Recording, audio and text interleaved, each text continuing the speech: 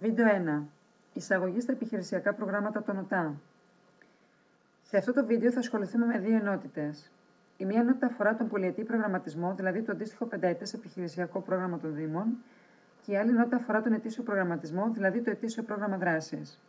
Θα κάνουμε θεωρητική προσέγγιση, θα δούμε τη δομή και τα περιεχόμενά τους, τη διαδικασία της κατάρτισης, τις αδυναμίες της κατάρτισης, αλλά και τη συσχέτιση μεταξύ τους και με τον προϋπολογισμό.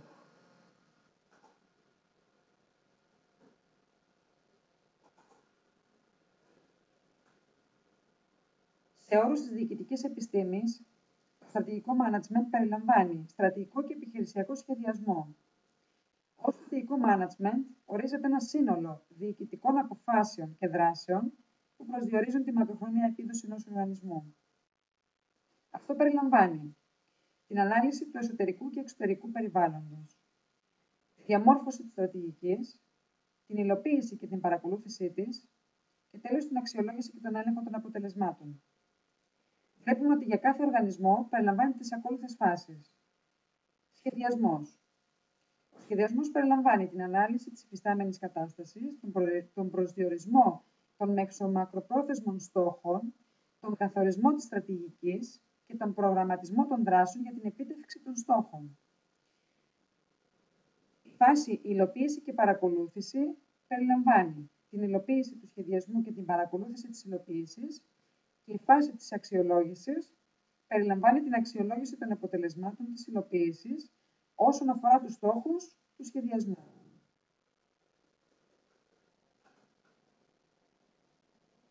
Η διεθνής εμπειρία έχει καταδείξει πως ένας Δήμος με στρατηγικό σχέδιο έχει πάρα πολλά ωφέλη. Πρώτον, αποφεύγει μεμονωμένες και αποσπασματικές δράσεις. Δεύτερον, επιτυγχάνει σε πολύ μεγαλύτερο βαθμό τους στόχους του. Τρίτον, αξιοποιεί πολύ πιο εύκολα τις ευκαιρίες που του εμφανίζονται. Τέταρτον, προλαμβάνει τα προβλήματα. Πέμπτον, εξασφαλίζει μεγαλύτερη διαφάνεια μέσα από τη συστηματική επικοινωνία των στόχων. Έκτον, δεν σπαταλά επιπλέον πόρους. Έτσι, είναι καλό να σημειώσουμε ότι μέσω της σύνταξης ενός επιχειρησιακού προγράμματος αποτυπώνεται η υφιστάμενη κατάσταση ενός Δήμου. Αυτό έχει ως αποτέλεσμα να γίνεται ρεαλιστική προσέγγιση στα προβλήματα που προκύπτουν από ελλείψεις και παθογένειες στο εσωτερικό των ΟΤΑ, στις δυνατότητες και τις αδυναμίες που δημιουργούνται κατά την εξυπηρέτηση του πολίτη, αλλά και στην διαμόρφωση της αναπτυξιακής πολιτικής στο πλαίσιο της υφιστάμενης οικονομικής συγκυρίας. Άρα, είναι σημαντικό να κατανοήσουμε ότι η συστηματική καταγραφή της υφιστάμενης κατάστασης μέσω της σύνταξης του επιχειρησιακού αποτελεί ένα βασικό παράγοντα επίλυσης πολλών προβλημάτων. Ο προγραμματισμός, η υλοποίηση και η μετέπειτα παρακολούθηση του βαθμού υλοποίησης αλλά και της ολοκλήρωσης των έργων και των παρεμβάσεων προϋποθέτουν την κατάρτιση ενός άρτιου τεχνικά και ρεαλιστικού επιχειρησιακού προγράμματος, και αυτό σημαίνει ότι ο σωστός προγραμματισμός πρέπει να είναι η βασική και πρώτη προτεραιότητα της Δημοτικής Αρχής, δεδομένης της έλλειψης των χρηματοδοτικών ευκαιριών.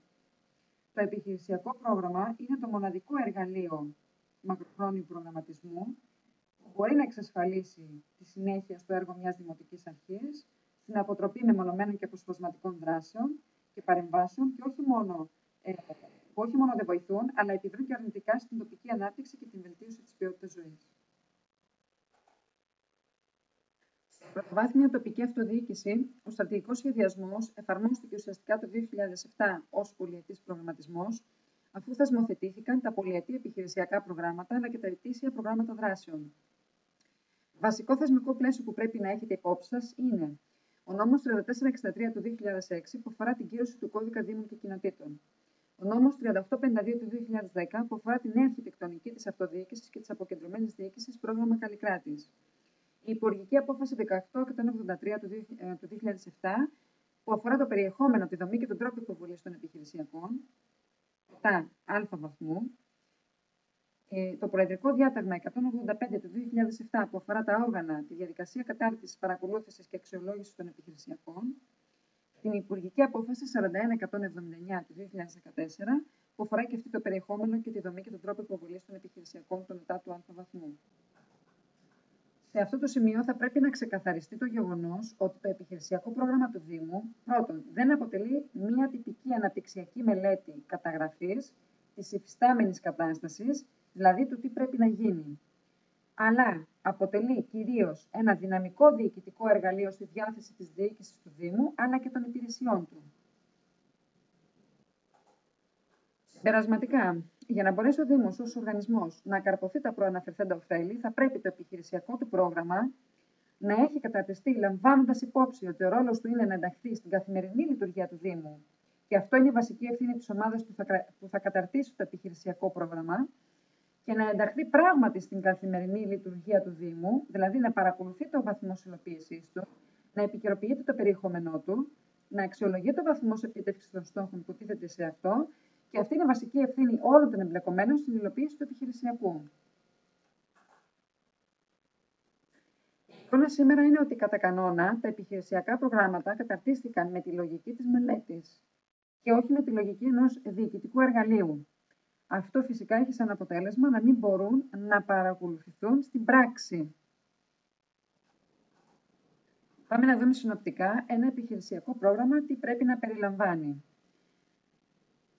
Την ανάλυση και την αξιολόγηση της υφιστάμενης κατάστασης, την οποία πρέπει να τη διαπράξει μέσω του εργαλείου SWOT ανάλυσης και να χωρίσει τα δεδομένα του αναφορικά στους παρακάτω τομείς. Τομέας πρώτος, περιβάλλον και ποιότητα ζωής. Τομέας δεύτερος, κοινωνική πολιτική, παιδεία, αθλητισμός και πολιτισμός. Τομέας τοπική οικονομία και απασχόληση. Τομέας 4, βελτίωση της διοικητικής ικανότητας του Δήμου και των νουπουδουδού αυτού. Αυτό όσον αφορά την α φάση του επιχειρησιακού, που είναι και ο στρατηγικός σχεδιασμός του επιχειρησιακού, ώστε να τεθεί το όραμα, η στρατηγική και έπειτα οι άξονες, τα μέτρα και οι στόχοι. Είναι σημαντικό να θυμάστε ότι η α φάση του στρατηγικού σχεδιασμού διαθέτει έναν πιο έντονο πολιτικό χαρακτήρα, δηλαδή χαρακτηρίζεται από μεγαλύτερη συμμετοχή της διοίκησης του Δήμου για τη διαμόρφωση των στρατηγικών στόχων, βασικών αρχών και κατευθύνσεων και μικρότερη συμμετοχή των υπηρεσιών, έτσι. Και η β' φάση του στρατηγικού σχεδιασμού διαθέτει έναν πιο έντονο τεχνικό χαρακτήρα, διότι χαρακτηρίζεται από τη μικρότερη συμμετοχή της διοίκησης του Δήμου και τη μεγαλύτερη συμμετοχή των υπηρεσιών του.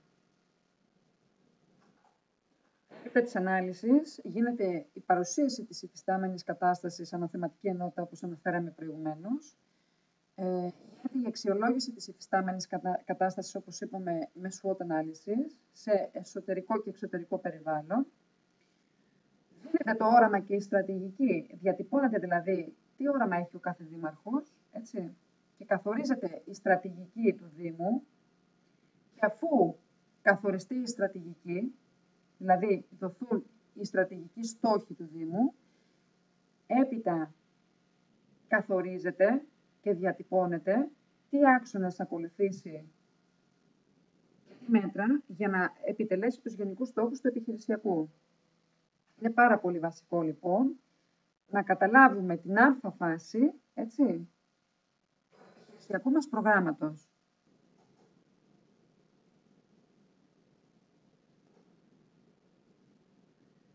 Βλέπουμε και ενδεικτικά την αξιολόγηση μιας υφιστάμενης κατάστασης, αλλά και τον στρατηγικό του σχεδιασμό.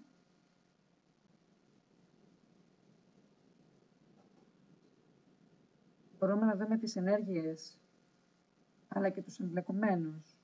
Δηλαδή, πώς ξεκινάει και καταρτίζεται πλέον το σχέδιο δράσης.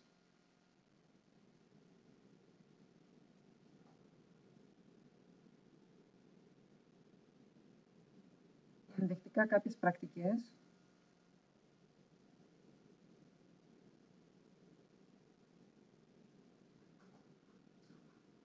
Ξεκινάει να καταρτίζεται το σχέδιο δράσης για κάθε έναν από τους γενικούς στόχους. Ξεκινάμε λοιπόν να έχουμε και ένα σύνολο δράσεων πολυετούς διάρκειας, αλλά και μονοετούς διάρκειας. Και η επιτυχής υλοποίηση αυτών προβλέπεται σε επίπεδο σχεδιασμού, γιατί έτσι θα οδηγηθεί και η επίτευξη της ολοκλήρωσης του κάθε γενικού στόχου, έτσι.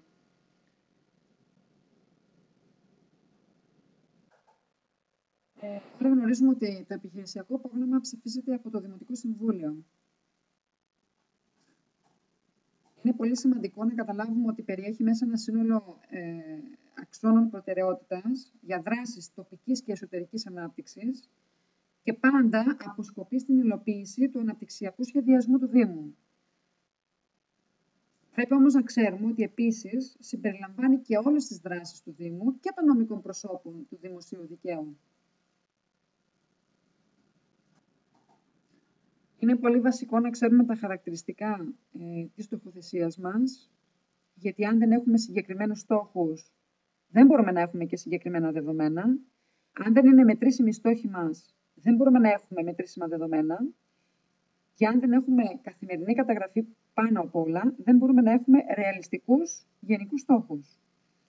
Άρα, πρέπει όλα αυτά να συσχετίζονται μεταξύ τους και να υπάρχει στρατηγική και να δίνονται deadlines, δηλαδή χρονικά όρια, ώστε να τέθονται αυτοί οι στόχοι. Διαφορετικά ξεφεύγουμε και από το έτος. Στο σημείο αυτό πρέπει να δούμε λίγο τις απαραίτητες διαδικασίες, λίγο να τα αναφέρουμε, όπως και στο παραπάνω slides. Μιλούσαμε για τις ενέργειες και τους εμπλεκομένους. Πάμε λίγο να το δούμε από την αρχή. Πρώτα απ' όλα είπαμε ότι το επιχειρησιακό ψηφίζεται από το Δημοτικό Συμβούλιο. Είναι πολύ βασικό να ξέρουμε ότι συμπεριλαμβάνεται μέσα στις δράσεις και τις δράσεις των νομικών προσώπων, του δημοσίου δικαίου πάντα μιλάμε. Η αρμόδια υπηρεσία συγκεντρώνει τα απαιτούμενα στοιχεία από τις υπηρεσίες του Δήμου και από τα νομικά πρόσωπα, καθώς και τις εισηγήσεις των συμβουλίων και των δημοτικών ή τοπικών κοινοτήτων και συντάσσει ένα σχέδιο στρατηγικού σχεδιασμού του Δήμου, το οποίο το υποβάλλει στην Εκτελεστική Επιτροπή. Η Εκτελεστική Επιτροπή εισηγείται το σχέδιο στρατηγικού σχεδιασμού στο Δημοτικό Συμβούλιο για συζήτηση και για ψήφιση. Αφού εγκριθεί το κείμενο του στρατηγικού σχεδιασμού, τότε τίθεται προς συζήτηση στη Δημοτική Επιτροπή Διαβούλευσης. Και αφού αναρτηθεί, για τουλάχιστον 2 εβδομάδες, οι υπηρεσίες του Δήμου και των νομικών προσώπων λαμβάνουν υπόψη τους το εγκεκριμένο κείμενο, το οποίο είναι η προπαρασκευαστική πράξη της διαδικασίας κατάρτισης του επιχειρησιακού και προτείνουν με γραπτή εισήγησή τους άξονες και μέτρα του στρατηγικού σχεδίου, στόχους κάθε υπηρεσίας και την επόμενη περίοδο για τις δράσεις για την επίτευξη των στόχων αυτών, ιεραρχημένες κατά σειρά προτεραιότητας. Το Διοικητικό Συμβούλιο του κάθε νομικού προσώπου, εντός μιας εβδομάδας από την εισήγηση των υπηρεσιών, λαμβάνει απόφαση για τους στόχους και τις δράσεις που το αφορούν. Η κάθε αρμόδια υπηρεσία επεξεργάζεται τις προτάσεις των υπηρεσιών, τις αποφάσεις των νομικών προσώπων και τις προτάσεις που προέκυψαν από τη διαδικασία διαβούλευσης, συντάξει το σχέδιο του επιχειρησιακού προγράμματος, το οποίο και υποβάλλει στην Εκτελεστική Επιτροπή.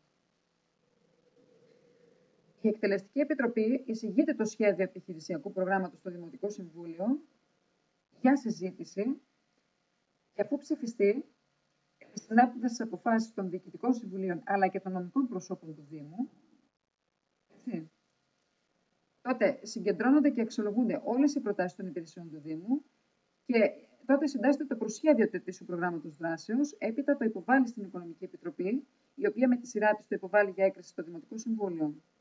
Άρα, η Δημοτική Επιτροπή Διαβούλευσης, μετά από παραπομπή του Δημοτικού Συμβουλίου, γνωμοδοτεί επί του σχεδίου του ετήσιου προγράμματος δράσης και των νομικών προσώπων του Δήμου και καταρτίζεται από τον Πρόεδρο και εγκρίνεται από το Διοικητικό Συμβούλιο αυτό. Ο Δήμαρχος, λοιπόν, έχει την ευθύνη να υποβάλει έκθεση στην Αυτοτελή Υπηρεσία Εποπτείας των ΟΤΑ, αφού ολοκληρωθεί το επιχειρησιακό πρόγραμμα εγκεκριμένο από το Δημοτικό Συμβούλιο. Σύμφωνα λοιπόν με το Προεδρικό Διάταγμα 89 του 2011, ΦΕΚ 213, ορίζεται ως αρμόδια υπηρεσία η Υπηρεσία Προγραμματισμού. Αναφορικά πώς διαμορφώνονται οι υποχρεώσεις των Δήμων, βλέπουμε πώς ήταν πριν και πώς είναι πλέον οι απαιτήσεις. Ζητούσαν μόνο τεχνικό πρόγραμμα και ετήσιο προϋπολογισμό και πλέον χρειάζεται το πολυετές, το ετήσιο τεχνικό και ο ετήσιος προϋπολογισμός. Και όλα αυτά μεταξύ τους έχουν διασύνδεση. Εδώ βλέπουμε τη σχέση μεταξύ τους. Κατά την υλοποίηση βλέπουμε ποια είναι τα στοιχεία που πρέπει μεταξύ τους να δίνουν το ένα στο άλλο και κατά την παρακολούθηση και τέλος η αξιολόγηση σε ποιο επίπεδο χρειάζεται να εμφανίζεται. Εδώ βλέπουμε και μέσα στην εφαρμογή πώς γίνεται η διασύνδεση του επιχειρησιακού, του ετήσιου και του τεχνικού προγράμματος αλλά και του προϋπολογισμού. εδώ δίνει πληροφορίες και πώς μπορούμε εμείς να πάρουμε αναφορές από αυτά τα σημεία. Είναι πάρα πολύ βασικό.